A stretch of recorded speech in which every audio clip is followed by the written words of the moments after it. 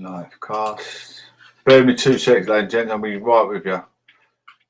Starting up the show. Starting on there, we've got a slight, not a technical problem, just starting up. It takes a little while to warm up the system. I'm lighting up Castbox, Podcast, Spotify, Google Castbox. Ladies and gents, thank you all for coming through. I'm coming through to help students with their academic integrity at the Open University. I'm a mature student. I'm age 38. I'm trying, some people might be suffering. They made the sacrifice.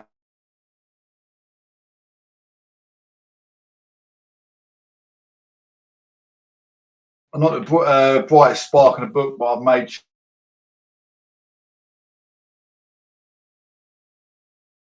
Might understand. I'm not blowing my own trumpet, but I do have some good cognitive skills that I bring to the table. We're going to look at the assignment booklet from October 2021. I'm in my second year at the Open University, Milton, Keynes. We're studying the module DD 103, investigating the social world 1. I'll possibly get through about 15 pages in the hour that I'm here today. We're going to look at the student notes. I've outlined some stuff on the student notes, page 15, because we're going to our second assignment. So some of you guys listening, you might get some takeaway points yourself. So looking at our student notes, for this essay, you're asked to use materials from week 5 in order to compare and contrast with quantitative and qualitative evidence. It reveals about social divisions within a home. I'll give you 2 perspectives of qualitative and quantitative evidence. Quantitative evidence is usually done via a survey of a group of people. Maybe I'll do some,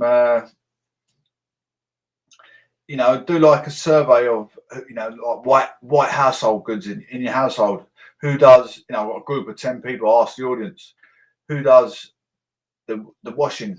If we're talking about inequality, who does the washing up? Who does the cooking in the house? 9 times out of 10, it is female. 9 times out of 10, it is female in the household that use the white household goods, such as washing machine, cooking. Because traditionally men are made to go out to work, while the housewife will do all the chores, ironing, the cleaning. The guy will go to work, and most guys will be too idle to say we don't have to do it, and think it's actually a woman's job. It's a bit of a bigotry within a household through sexuality, and that's facts. It's facts. It's scientifically proven facts through recent political scientist researchers. As I've read through further past years, but I had a lot going on back then, so this year should become a bit more easier. Qualitative evidence is usually like visual evidence, maybe a graph or something, a chart. Qualitative evidence. They use quantitative and qualitative evidence when it comes to criminology as well. Without qualitative evidence in a crime, you can't really make it much of a crime. Really, you get just off hearsay. Like you got 5 witnesses, that's quantitative evidence. You go by quantitative evidence. It's not always fact. Sometimes it could be sheep herding up by a shepherd's report. So the sheep are getting on what their shepherd's saying. Sheep. I mean, people are like sheep, aren't they? People are like sheep. They get herded up by, this say shepherd. The shepherd is supposed to be the wise one, the bully of the group, and the sheep will follow. That's a good example of quantitative evidence. Anyway, quantitative and qualitative evidence. Your essay will need to define the 2 types of evidence to demonstrate your understanding of these terms. An essay introduction is a good place to define key terms from an essay title.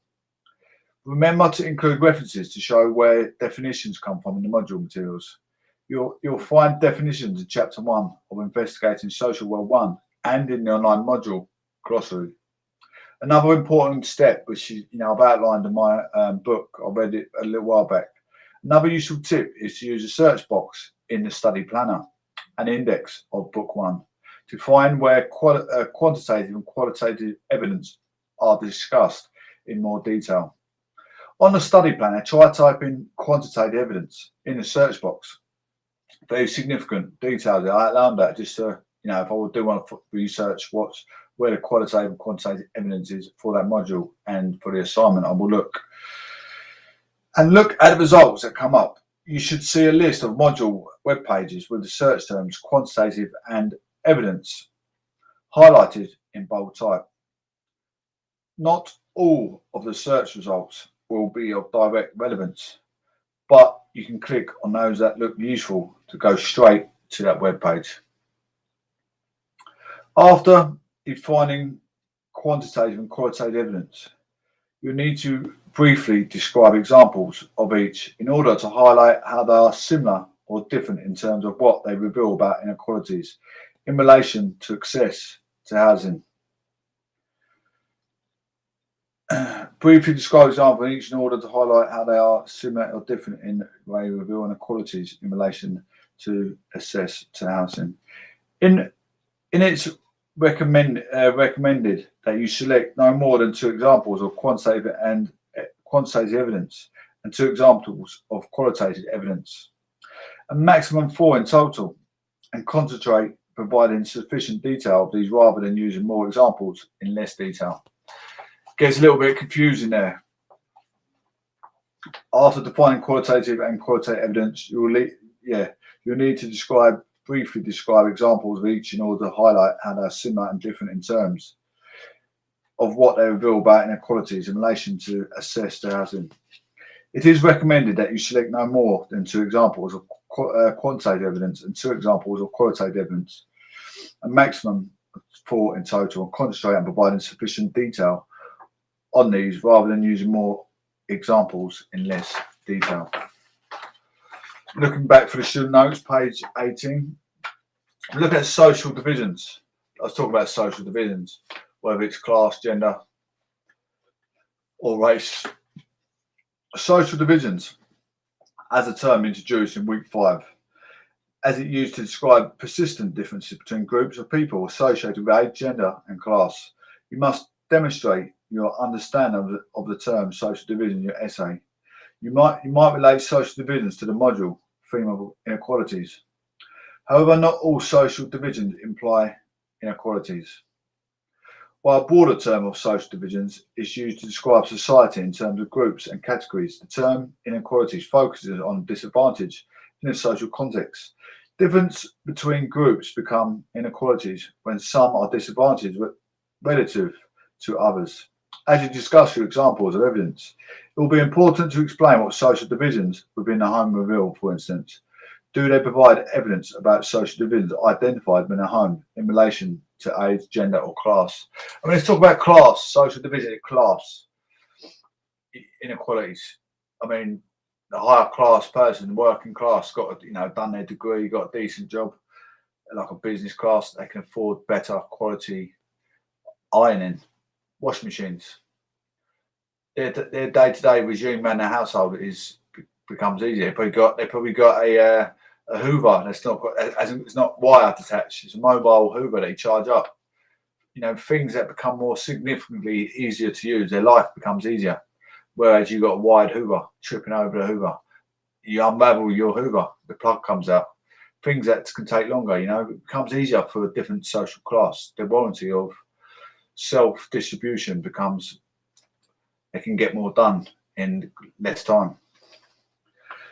Within the home, this essay title is specifically asking you about social division within the home, rather than between homes. Social divisions within the home are discussed in week 5, and therefore will be a primary source of examples for this essay. Week 5 focuses on how some social scientists have examined and understood social divisions by looking at the use of space and time. At who does what within the home, as well as the use of domestic technologies.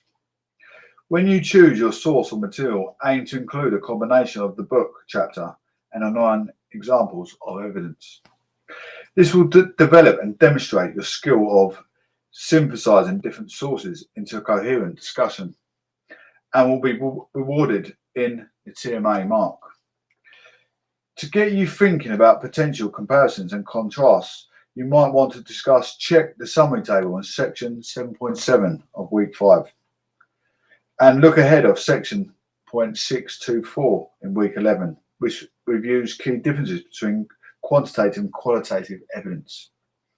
You might also want to revisit the comparing and contrasting skills activity in section 12 of week 7.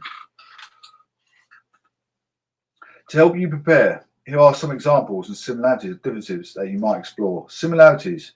Do different types of evidence focus on similar types of social divisions? Do different types of evidence reveal similar things about social divisions within a home? In other words, are findings of different examples of evidence compatible with each other? When you select examples, you will be discussing a range of evidence, both quantitative and qualitative. What do examples share in common? That's how you'll find out the similarities and differences. The different types of evidence provide different levels of detail. The different types of evidence provide a more depth micro description of, or a more general macro description of social divisions within a home.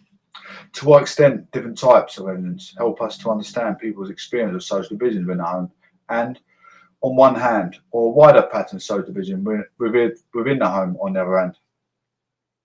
You might also consider whether similar types of evidence, examples of quantitative evidence, reveal contrasting things about social divisions within a home. Perhaps one example shows a lower level of inequality than another, or a different level of social division at one time or place than another. You might also consider where different types of evidence, an example of qualitative and an example of quantitative evidence, reveal contrasting things and social divisions within a home. One thing I found when I read up my last assignment, I mean, your argument, political argument, it might not be the same as the reader of your political argument ideas, but your opinions, it's important when you try and become a critical thinker. As long as you can make it an understandable, readable argument. If it's got a lot of structured, well engineered with jurisdictional words, there's nothing to say that argument that you're getting at is meaning the right source. If you're getting my drift, where I'm coming from with it. Anyway, look at the introduction of module DD 103. In this chapter, the study of home is approached through two of the key concerns of sociology: social change and social divisions. How does a home provide a setting through which social change is evident? In what ways does a home reflect and reproduce social divisions? To help you start thinking about this, look at activity 1. Make a quick list of places you have lived, the reason for moving, and which ones felt most like home to you.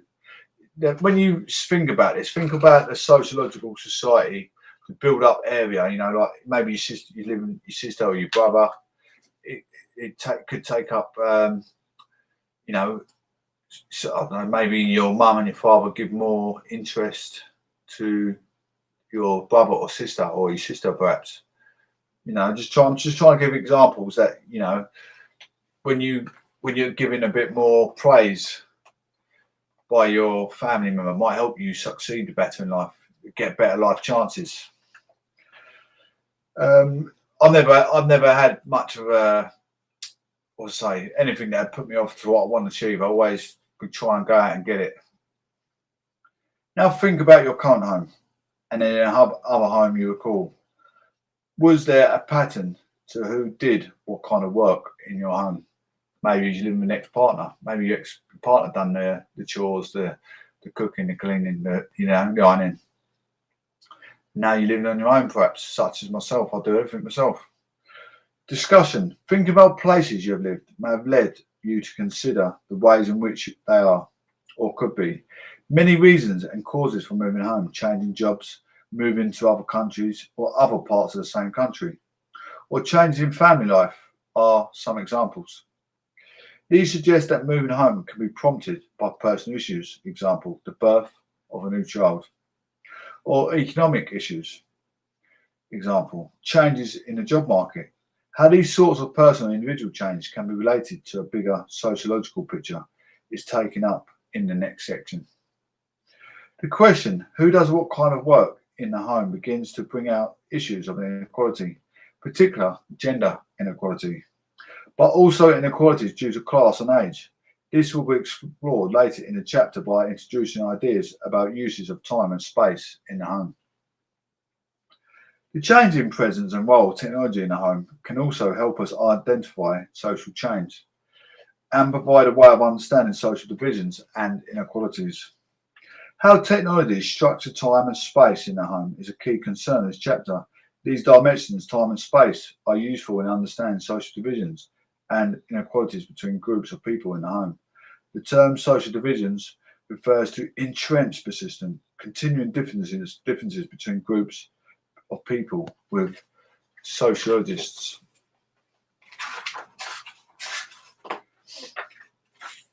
We're on page 8 of Investigating the Social World 1, module DD 103, the Open University with Milton, Keynes.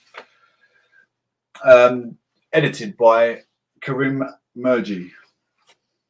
Exploring home, sociology, social division and social change on chapter 1. Explain in terms of categories such as social class, gender, age, ethnicity, race, sexuality and disability. In these categories of social divisions, patterns of inequality tend to reoccur over time across generations, although some degree of social change is possible. Meaning people are not necessarily trapped by their circumstance at birth. An overall picture of inequality between groups persists over time, as the reason for these patterns are more than a matter of individual or group decisions. They are referred to as social. It is important to add these categories do not exist in separate compartments, but are connected in various and different ways. They intersect, as will be highlighted at various points throughout this chapter. I mean, when I start reading that and you're listening in, what do you think when you talk about inequalities? Lack of life chances, lack of, when you're a father taking that man role in the house. You got a father, overseeing the household. You could be a man from the age of 20, can't you? Got your children, got your own family, but you still get your father in the household. You still have to take respect throughout your father's household. You can't become a dictator throughout your mother and father's house. You still have to take that respect as well. So things like that, just giving you a bit of, so you're on the same wavelength as me as I read. You might be on a better wavelength than me, don't get me wrong, but I'm just pointing out some key factors that might help. Let's stick in my mind as I read. This chapter will draw on the home as an example to examine social change and social divisions. Provide a range of qualitative and quantitative evidence to explore social change and social divisions. Show how sociologists draw on ideas of time and space, explore differences and inequalities in the home, particularly in relation to gender and age divisions. I mean, if it's just a brother and a sister like me, or my brother, older sister, it might be my sister would do. I used to do washing up for mum. It might be my sister would be more trusted to do the ironing than myself. Not saying that was what would happen back then. I'm just saying, for example, when for your lifestyle growing up, you wanted to be competent in ironing, but you're the boy. Your mum would prefer the woman to do it because the woman's taught. That's how it was done traditionally throughout families. And maybe your sister learned to cook before you in the household as well, because of some reason a mum would, and a father would more trust a daughter than a son. Most households are pretty much traditional, the same values. Section 1, Home and Social Change, examines historical changes in household composition and a link between personal lives and social trends. Section 2, All Mods and Cons, Time and Inequality. Focus on practice of doing the laundry in relation to gender and the use of domestic time. Exactly what I was just saying, maybe the woman using most of the domestics in the household. Section 3, Space at Home, From Codes to Zones, explores intergenerational differences regarding the use of home space, time and space, and gender and generation. Frame this chapter's exploration of social divisions in the home. Home and social change. The social change includes both large and small scale changes. The home is an interesting setting in which change can be observed. Living in cities or towns, relation choices to marry or not, to have children or not, or to live together in small and larger units are all instances that contribute to the sense of social changes when considered at a large scale or at a societal level. Thinking about the places you have lived in Activity 1 may have led you to consider how these places have changed. For example, you could have moved from a parental home to live with friends or a partner. You may have had your own family home or lived on your own. Perhaps you thought about the people you live with in each of the homes you had. The changes of your home living combined with many other individuals. Home lives gives a pattern of what home life is like on a larger scale. At a national level, the composition of the home and how it was changed over time provides a way of tracing social change. To look at this large-scale survey, data provides a snapshot of household composition at various points in time, exploring changes over time, reveal the nature of direction of social change. Activity 2, which will help you to see this point. We're going to look on Chapter 1, Exploring Home, Sociology, Social Divisions and Social Change again. Activity 2, look at a data table. You may notice that some boxes do not contain data. Why do you think this is? Two of the columns, 1979, 207, add up to 99 rather than 100. This is due to rounding down to giving a whole number in the table. Now, can you identify which is the largest change in the household type over the period from 1949 to 2013 in Table 1.1? The household composition in the UK from 1949 to 2013 in relation to material status and presence of children. 1949, a single person household with 5. Married cohabitating with no child, 16. Married cohabitating with child below 15, 37. Married cohabitating with child 15 over, 19. Married cohabitating child 16, nothing. And others is 23. 1979, single person 23. 1979, married and cohabitating, no child 37 people, families. Married and cohabitating with child, families under 16 is 31, as in 1979 still. Married and cohabitating with child 16 over 1979 is 7 families. Married, no, and others in 1979 is 11. 2007, single people, 29 households. Married and cohabitating with no child. We're reading a map from year to, well, leaping up a few years, like 20, about 20 odd years each time we're stepping up. So, 2007 in a household type, married and cohabitating with child under 16 is 22 households. Married and cohabitating child over 16 is 6 households. Married and others in 2007 is 13. 2013,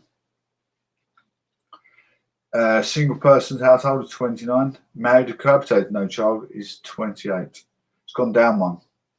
Married and cohabitating with child under 16, still 22 households. Married and cohabitating child 16 over in 2013 is 7 households, and others is 14.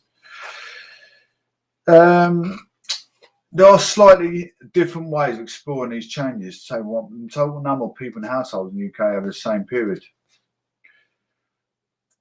Table 1.1 and 1.2 present a simplified version of data collected in government surveys. Quite often, such tables aim to present and highlight the main trends to show that everything might produce a very complicated table. Both tables show the same trend or pattern. An overall marked decline in the number of people who make up the household, although there has been very little change in the figures between 2008 and 2013. The overall trend is for a decline in the number of large households and increase in the number of single persons households. It's quite hard to say if that's qualitative or quantitative evidence. It all depends how they explored that evidence, where they get it from, where they got the data from. It's got a source reference on it, but whether to say that's quantitative or not, or qualitative, is another matter. Does it say on there? Sometimes it says on there. No, it doesn't say. Anyway, page 10. Number of large households and an increase in the number of single persons households. Although the data in the tables provides a guide about the nature and direction of social change, it does not give us an explanation for these causes of those changes.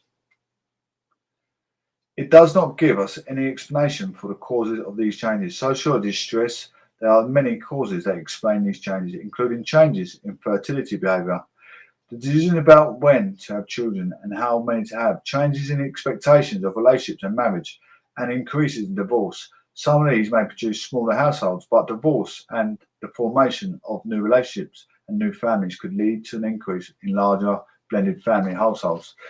You think about, us growing up as kids, like some of us might be, young adults or mature adults. I don't know if some of you had kids. I mean, I'm at age, I'm 38, so I've had kids. I had a bit of a life. Getting brought up, what could be a scare of having children at a certain age, going through struggle in life, your parents going through struggle in life, public austerity they were facing at the minute. You wouldn't still, if your children at that age, you'd be trying to tell your children not to have children in this modern day society. Household prices so hard to live. How can you bring up a child in this modern world? It's getting harder and harder to survive. Is there going to be enough national resources to go around? Is there going to be enough food? The absolute public austerity we're facing with COVID and everything else. It's getting scary times, isn't it, to think about rebirth. Other factors to consider to include a lack of housing stock, unaffordability of housing, at the state of the economy and debt levels increased. Life expectancy can also affect in a household's composition and the rise of single persons' homes. The latter is sometimes discussed in rather sensationalist terms, such as demographic time bomb. This face masks the fact that there are considerable differences in how long people live, depending on regional location and social class. The data in tables 1.1 and 1.2 shows that makeup of households and families has been changing over several generations.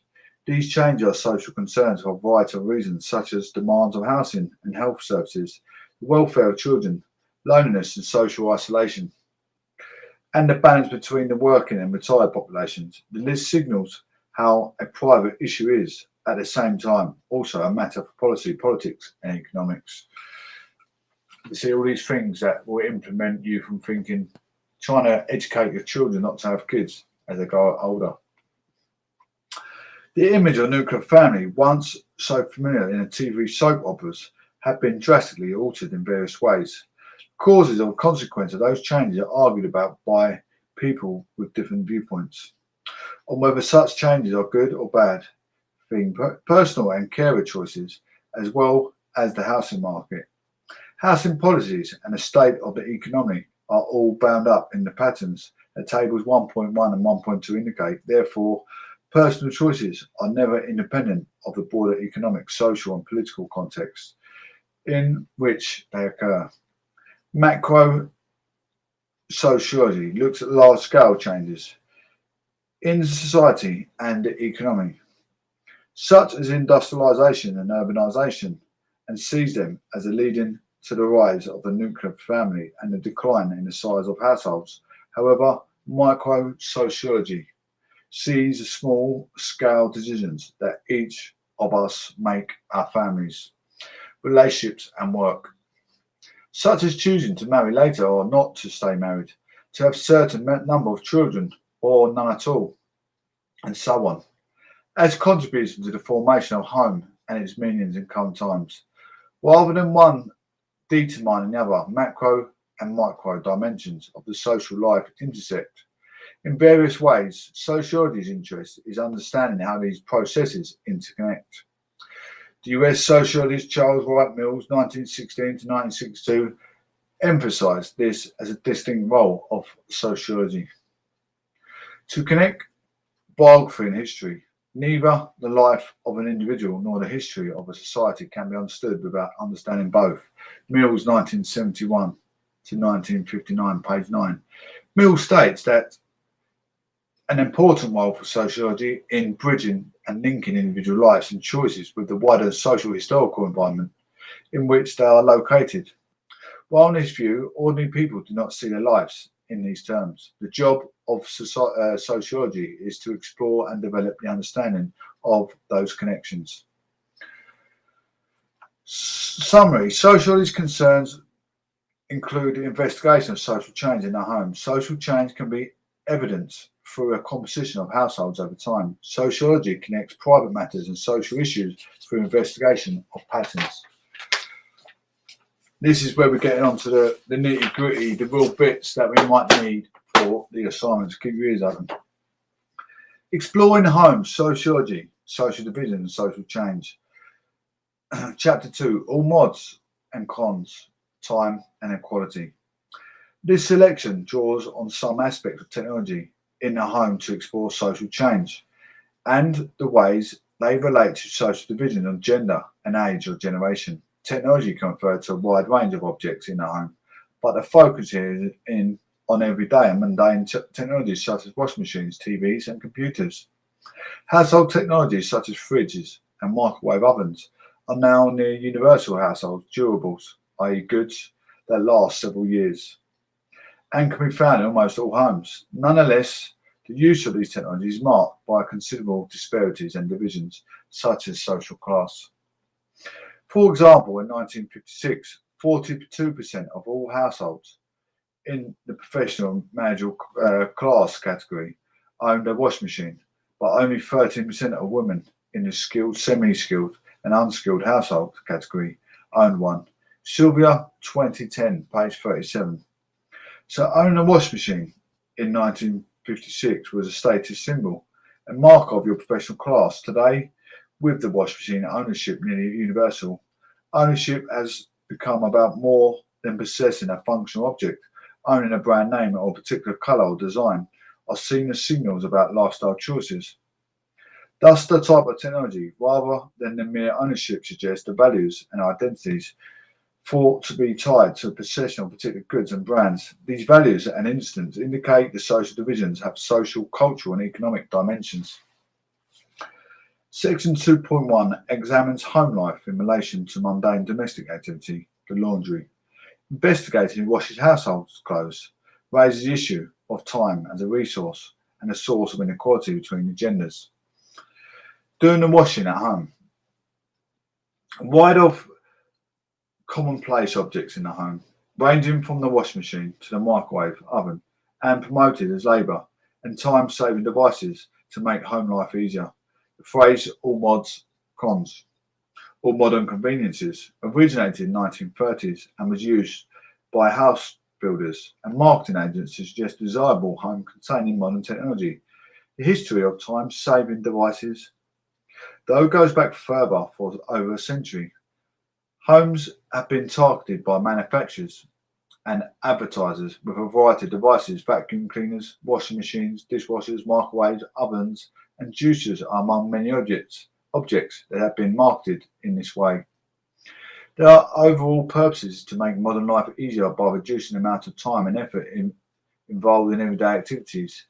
This concern with speed and convenience indicates how essential time is. It is something to be saved and not wasted or expended. Domestic technology, therefore, offers a good way of exploring use of time in the home. You got to think like this modern day society.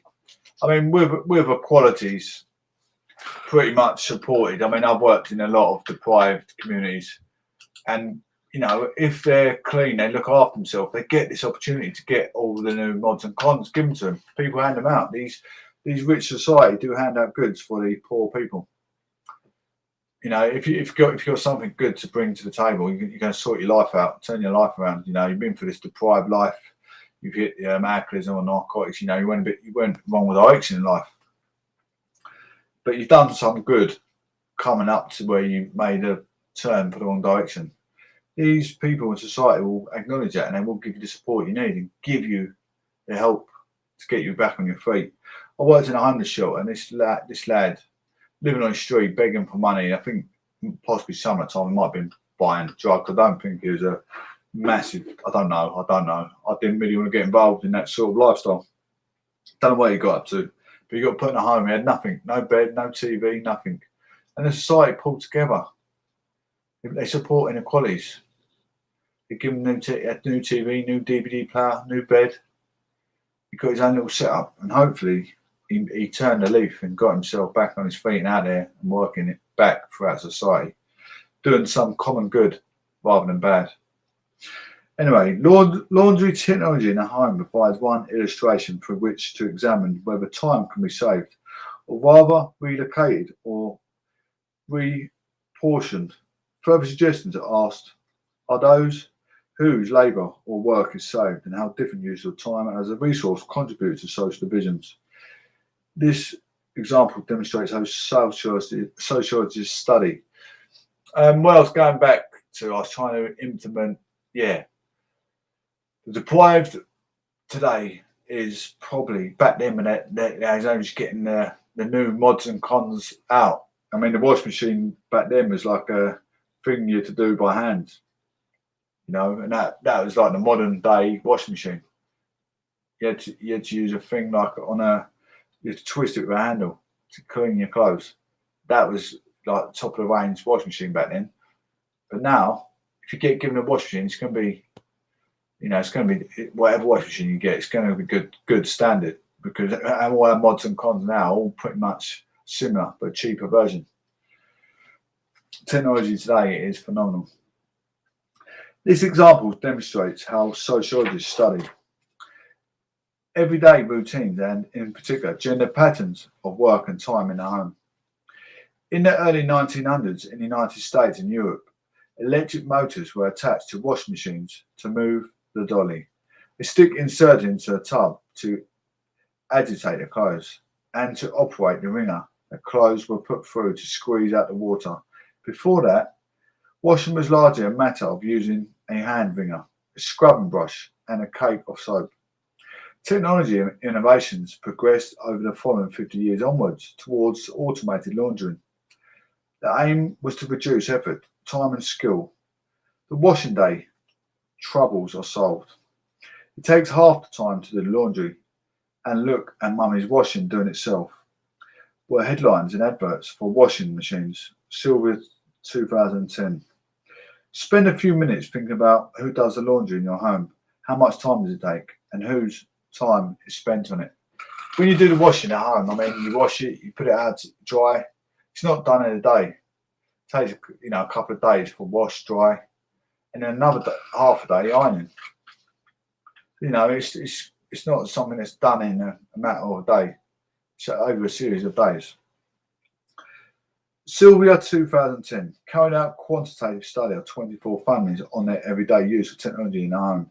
These families were of different social class and ethnicity, located in various towns in England. Some were assessed by a market research company, others by personal contacts and snowballing. The researcher and interviews and participant observation. In the research, the washing machine was chosen as the most useful machine in the home by all women interviewed, except two who choose the cooker. One participant who chooses the washing machine, Lindsay Wells, said, "I couldn't cope without the washing machine. I'd go into panic stations without the washer." However, when men were asked the question, responses were quite different. Colin Addison said the TV was the most useful machine in the home, and the washing machine was the least useful. Yet the Addison household, with 2 adults and 4 children, one being a baby, did 29 loads of laundry every week. Other families had quite intensive laundry practices, such as 3 households did 20 loads in a week. 6 households did specifically 8 and 14 loads. 11 did 4 and 7 loads, and only 3 in 3 homes were less than 3 loads of washing done weekly. Do you know what? I use my washing machine once, maybe twice in a month. The number of people in the household and all ages of the children were significant factors in accounting for the number of washes done. The difference in opinion between Lindsay Wells and Colin Anderson sets out starkly the difference between women and men in the study. Lindsay couldn't cope without a washing machine, but the mundane process of washing clothes seemed to be irrelevant to Colin. Put clothes in the basket and they get cleaned, said Gabriel. Another man in the study, 1 of 5 men were involved in weekly wash. Generally, men used avoidance strategies such as claiming a lack of competence. I might put the clothes in, but I wouldn't risk setting it up without asking Francis because I'm not au fait of how to use. Or setting to put stuff on, said Robert. Daniel said he didn't usually do the laundry because I got some clothes mixed up. I want to outline that word, au fait. Au fait means he's not, he's not competent. But I like that word. I'm not capable, not competent, I think that means. But I want to outline that word. It's important to me. I don't try to get to know things like that. It isn't worth remembering this example of small-scale qualitative research. And these findings should be assumed to hold true for everyone. That's qualitative evidence because they're asking directly at the source of people in the household. 2 points of interest emerge from this. Firstly, laundry activities in the home have changed considerably because of technology improvements. Another point to consider is that a machine made cleaning less of a heavy duty. They also had the effect of changing ideas about standards of cleanliness. Thus some have argued it's actually making more work for women. So as well as saving time, it appears that domestic labouring saving devices can have effect of reapportioning time. Gershoni 2000 captures the essence of this point.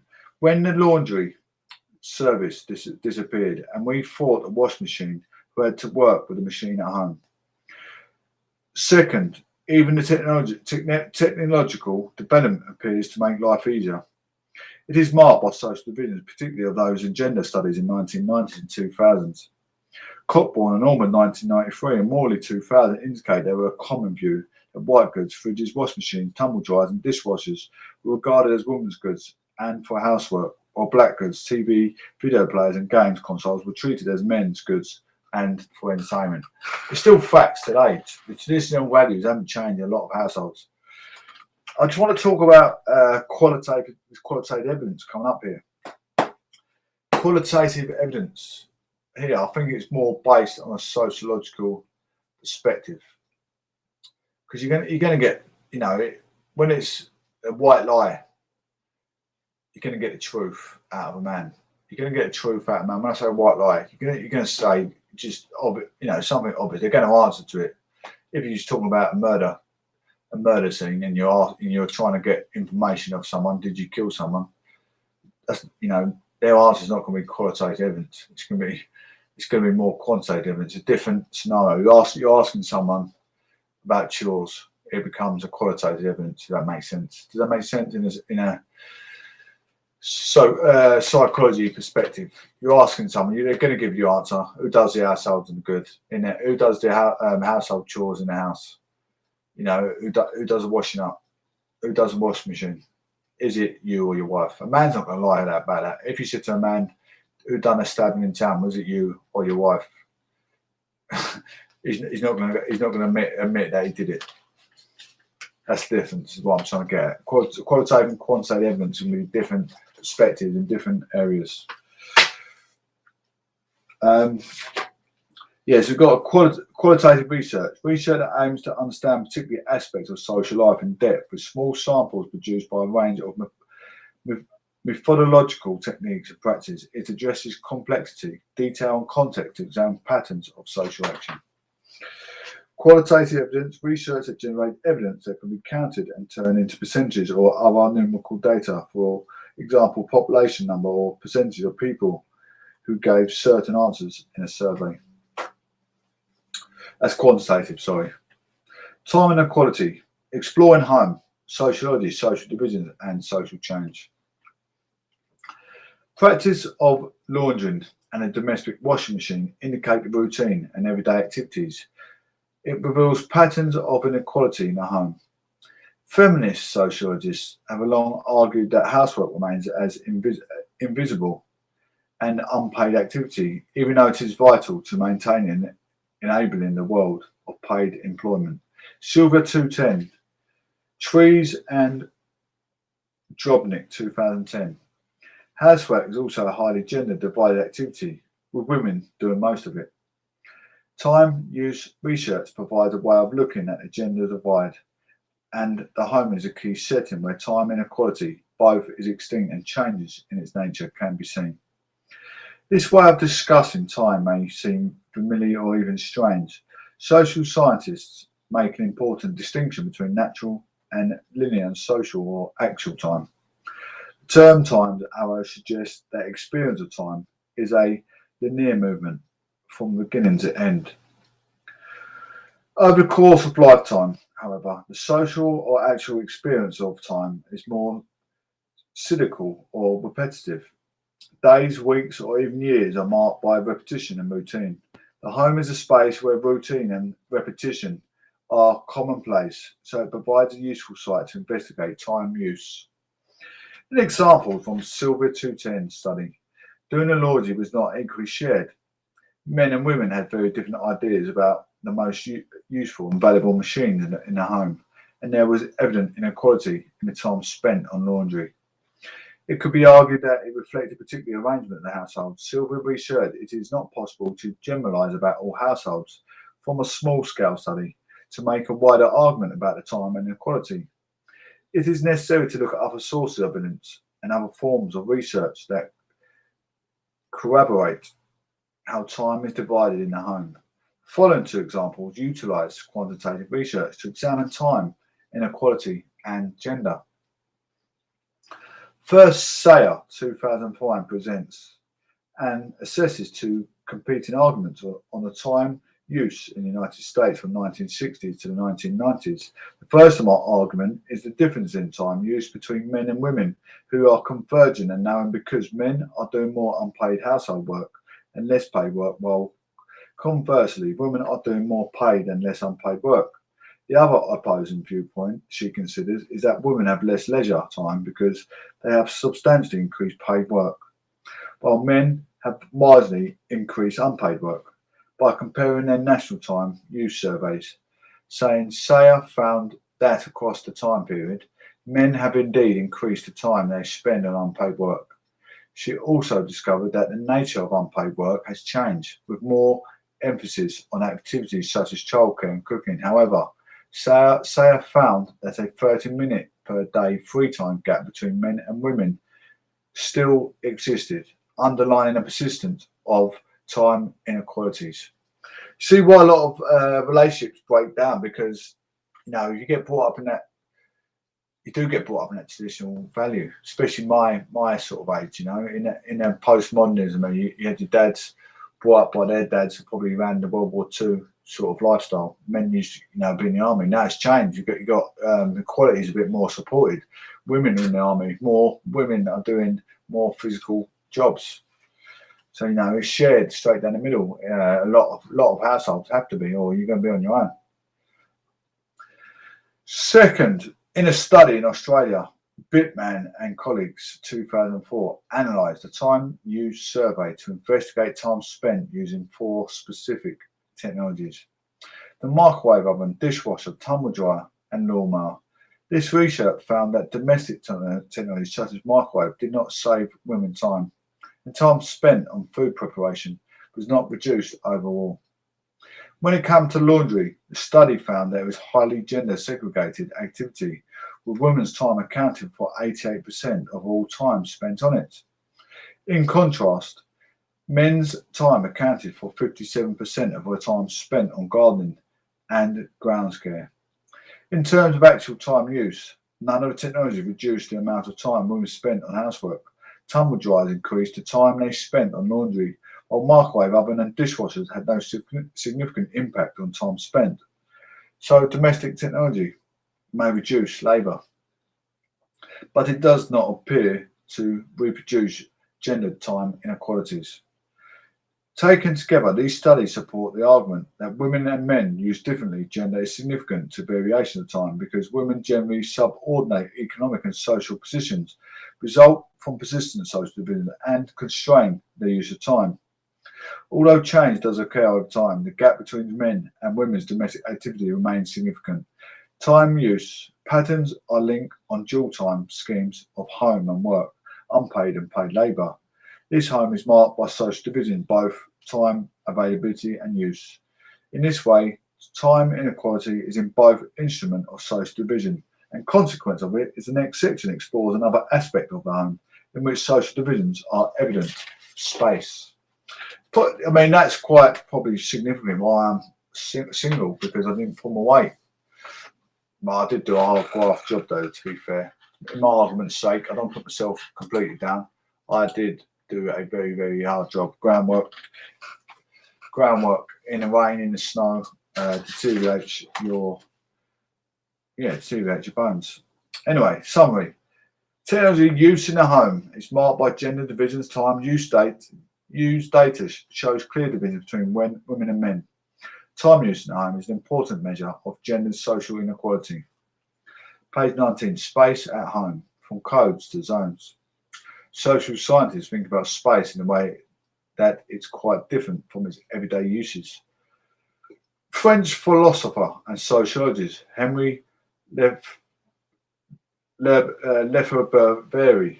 1991, argued that space is not an inert and natural and neutral. Rather, it is something that is socially produced in an ongoing way, that there are meanings and consequences attached to it. He suggests that it is space produced as representations of space, the formal plan developed by planners and map makers.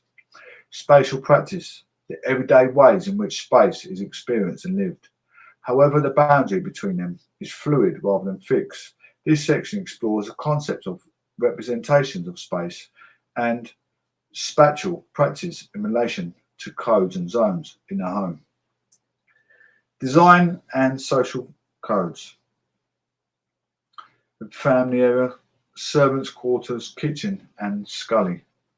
The arrangement of space in the home reveals a social codes with the different spaces with a designated as appropriate from different kinds. On page 19, we're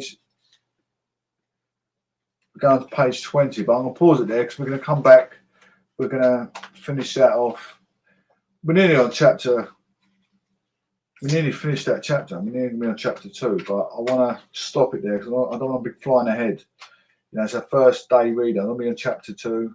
Before long, we'd have been on chapter 3, and then I'll be getting ready for my next assignment. I don't want to be rushing this book. I want to enjoy it.